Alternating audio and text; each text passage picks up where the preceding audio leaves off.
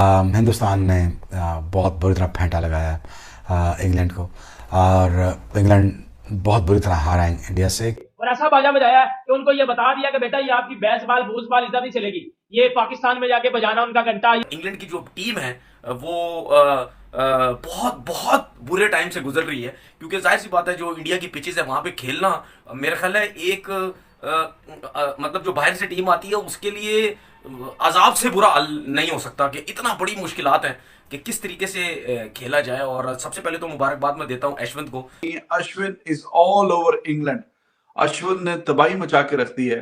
हाँ भाई, great Indian team ऐसा बेसबॉल को वाड़ा है ना कि जिसकी कोई हद नहीं।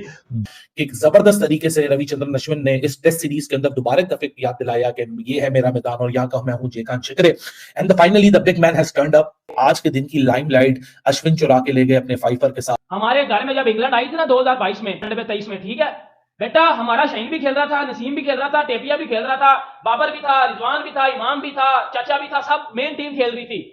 फिर भी इंग्लैंड हमें हमारे घर में आके 3-0 मार के गई थी, हमारी मेन स्ट्रेंथ टीम के साथ। अगेन बहुत रूथलेसली इंडिया जा रहा है आगे। लोग कहते थे इंडिया बैटिंग से जीतता है, बॉलिंग से नहीं जीत सकता। आज बॉलिंग परफॉर्मेंसेस देख लें, बहुत बड़ा मार्का है। I think hats off to Indian bowling. और मुझे लग रहा था कि धर्मशाला जैसा है यहाँ पर को भारत के दिल में रहम आ जाएगा, तो भाई भारतीयों ने गोरों के ऊपर किसी किस्म का रहम नहीं खाया। भारतीय सरकार ये गोरों से बदला ले रही है जो इतने साल हुकूमत करके गए ना भारत पे, और जाते हुए कोहिनूर भी ले गए। ये इसी तरह गोरों की वाट लगेगी इंडियंस के हाथों। और सबसे ज्यादा 5 विकेट हॉल बाय स्पिनर, यानी अब 35 5 विकेट हॉल्स अश्विन ने अपने नाम कर लिए। Staggering figure. अश्विन को वापस लाया on the stroke of lunch and tata bye bye. Great Indian team ऐसा बेसबॉल को वाड़ा है ना कि जिसकी कोई हद नहीं। तो इंडिया ने जिसे कहते हैं ना चूहे बिल्ली का खेल था, सही किया। ये जितने गोरे हैं ना, ये जब आपस में एशेज खेलते हैं ना इंग्लैंड और ऑस्ट्रेलिया ले, ये पाकिस्तान, चलो हम तो और हो गए, पाकिस्तान भारत को तो समझते नहीं थे, ये चटरी पीसते रहते थे, एशेज है एशेज है एशेज है। अब ये बेसबॉल ले आए थे, सारे का सारा जो रिदम था बेसबॉल का भारत ने इनकी ऐसी की तैसी कर दी है कि एयर इंडिया का मुकाबला ब्रिटिश एयरवेज से था, और एयर इंडिया के जो जहाज है ना वो ब्रिटिश एयरवेज को बहुत पीछे छोड़कर आगे निकल गए। और बहुत अच्छी बात है कि इससे आप ये देखें कि भारतीय टीम का एतमाद बहाल होगा। मतलब इंग्लैंड जैसी टीम पहला टेस्ट मैच जीत गई, उसके बाद आपने कंटिन्यूसली उनको 3 टेस्ट मैच मारे और इनिंग्स जो है वो सीरीज अपने नाम की। अब आखिरी धर्मशाला में था, और मुझे लग रहा था कि धर्मशाला जैसा है यहाँ पर को भारत के दिल में रहम आ जाएगा, तो भाई भारतीयों ने गोरों के ऊपर किसी किस्म का रहम नहीं खाया। भारतीय सरकार ये गोरों से बदला ले रही है जो इतने साल हुकूमत करके गए ना भारत पे, और जाते हुए कोहिनूर भी ले गए। ये इसी तरह गोरों की वाट लगेगी इंडियंस के हाथों। और काश कि पाकिस्तानी भी इसी तरीके से हरा सके, लेकिन हमारी भी टेस्ट साइड इतनी बेहतर हो सके। तो well done team India. Extra cover निकल के मारे, सीधा शॉट खेलें, स्वीप शॉट खेलें, बैकफुट पे आके शॉट खेलें, बॉल को रोकें या कट शॉट खेलें। भाई कौन सी शॉट खेलें, हमें ये बता दें कि कौन सी शॉट खेलें इस पिच के ऊपर। ये सूरत हाल है इंग्लैंड की, और इंग्लैंड की जो टीम है वो बहुत बहुत बुरे टाइम से गुजर रही है, क्योंकि जाहिर सी बात है जो इंडिया की पिचेस है वहां पे खेलना मेरा ख्याल है एक मतलब जो बाहर से टीम आती है उसके लिए अजाब से बुरा हल नहीं हो सकता कि इतना बड़ी मुश्किलात हैं कि किस तरीके से खेला जाए। और सबसे पहले तो मुबारकबाद मैं देता हूं अश्विन को कि इंडिया की जो बॉलिंग लाइनअप है, स्पेशली जो स्पिनर्स की, वो कितनी तगड़ी रह चुकी है।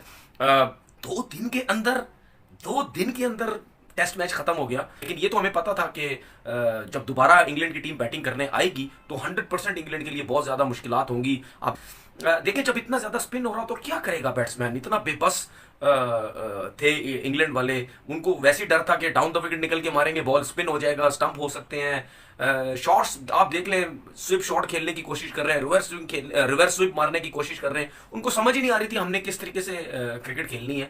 जब इतना स्पिन हो रहा होता तो फिर तो बहुत ही ज्यादा मुश्किलात हो जाती है। स्पिनर्स का कमाल तो है ना, ऐसा नहीं है, बॉल स्पिन भी हो रहा था, आम बॉल बिल्कुल चेक नहीं कर पा रहे थे इंग्लैंड के प्लेयर्स, क्योंकि बॉल उनके माइंड में यही था कि बॉल स्पिन इतना ज्यादा, और आपने देखा कि जब स्पिन होता है तो कितना ज्यादा स्पिन होता है, क्योंकि जाहिर सी बात है आप जब अपनी होम कंडीशंस में खेलते हैं तो उसका फायदा तो आप उठाते हैं, और वो उठाया गया। पहला टेस्ट मैच जीतने के बाद जिस तरह इंग्लैंड की टीम का लेवल जिस तरह ऊपर गया था, लग ऐसे रहा था कि बड़ा जबरदस्त आगे चल के परफॉर्म करेगी। शायद इनको पिचेस की समझ आ गई है कि किस तरीके से खेलना है इन पिचेस के ऊपर, लेकिन कहीं ना कहीं हमें ये तो पता आइडिया था बड़े अच्छे तरीके से कि इंडिया बाउंस बैक करेगा। उसकी वजह ये थी कि बाउंस बैक करने की वजह ये थी कि इन स्पिनर्स हैं, स्पिनर्स बहुत अच्छे हैं इनके पास, और उनको आइडिया बड़ा है इन पिचेस पे करने का। लेकिन इंडिया में ज्यादातर हमने ये देखा है कि 3 दिन में, 3.5 दिन के अंदर, 2.5 दिन के अंदर टेस्ट मैच खत्म होते हुए भी हमने देखे हैं, क्योंकि बॉल इतना स्पिन होता है, नए बॉल से स्पिनर स्टार्ट हो जाते हैं। Ashwin is all over England.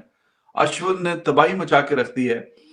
कुछ दोस्त कहते थे कि अश्विन को अब रिटायर नहीं हो जाना चाहिए, तो मैंने कहा था कि भाई आप इसको हमें दे दें पाकिस्तान को, तो हम इसको ऐसे इस्तेमाल करेंगे जैसे गन्ने वाली मशीन में गन्ना गुजारते हैं। जब तक ये खेलेगा हम इसको खिलाएंगे। इसकी अपनी जब मर्जी होगी थी रिटायर, तो हम बोलेंगे हाँ ठीक है, अब ठीक है रिटायर। तो एब्सोल्युटली फैंटास्टिक ही इज। और इंग्लैंड डकेट, मतलब जिस तरह उसको निकल के खेल रहा था, बड़ा एम्बैरेसिंग बोल्ड हुआ।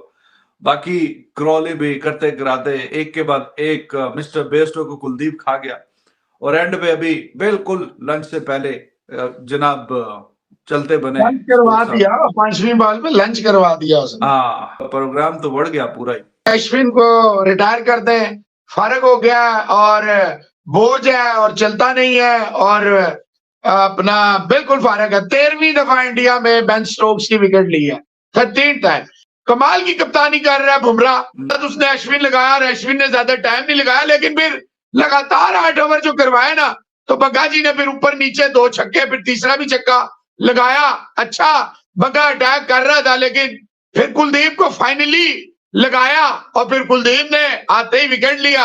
अश्विन को वापस लाया on the stroke of lunch, and tata bye bye.